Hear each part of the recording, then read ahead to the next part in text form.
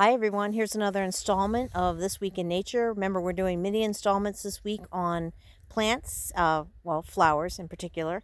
And we came across this flower on our walk, and we're about to talk about it. But maybe you can already see just by looking at the leaves, it's a member of the lily family. So let's go over to our Botany in the Day book and remind ourselves what the lily family characteristics are.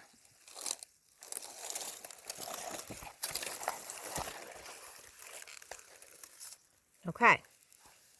So the lily family has showy monocot flowers with 6 stamens, 3 sepals, and 3 petals that are the same size and color. And then some varieties here shown here. You might be familiar with some of these from your garden.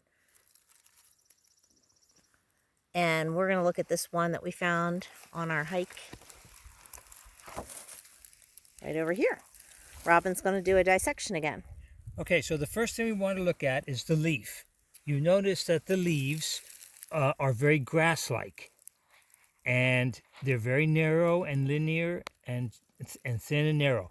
If you look closely at this leaf, you'll notice the veins are going parallel to the stem, to the leaf. They go up and down. They're each one after another. They, this is in contrast to, for example, an oak leaf. Let me get one here that might show it, where you have a central vein going up the middle, and then you have side veins going off each side. And it's what's often called is a net vein. So that's very distinct. These parallel veins arise from the group of plants that are called monocots. And that is a monocotyledon. That is when the seed germinates, a single leaf appears. And that first leaf is called a cotyledon. In an oak tree, or all the dicots, when they germinate, 2 leaves come out. And that is an interesting division in the plant world. So when you see a monocot that has parallel veins, they all do, things like grasses and lilies, for example, then that helps you come to an identification.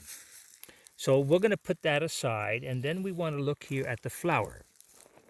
So what we're told is that if this is a lily, it has, it's hard to see because it's small, 6 petals and sepals that look alike.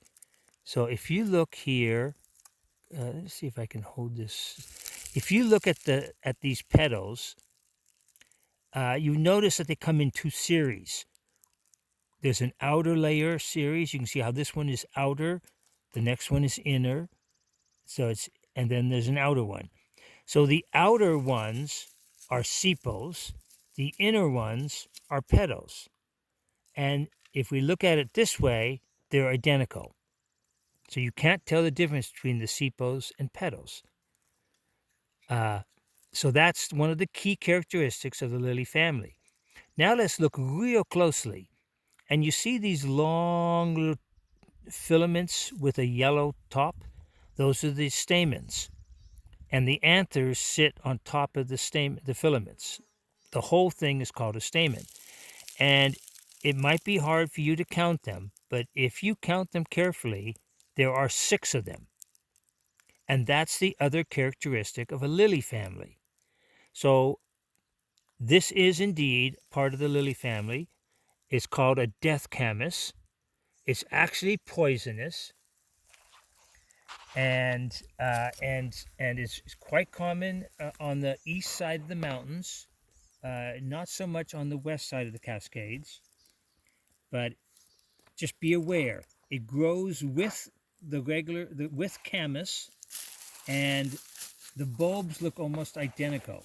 And so when you're collecting the camas bulbs, you have to be very careful you don't collect the death camas, because you will not survive to tell the story.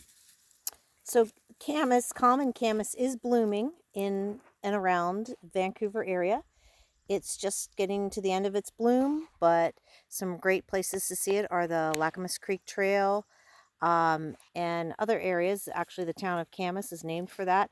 So if you're driving on SR14, and you see a lot of flowers that look like this, but they're purple. That's the common camas, and that had the edible bulb that Native Americans in the Pacific Northwest really relied on. When they would have death camas in their fields, they would dig it up because, again, in fall, when it comes time to harvest, you don't have flowers to know whether you have the death variety or the healthy common variety.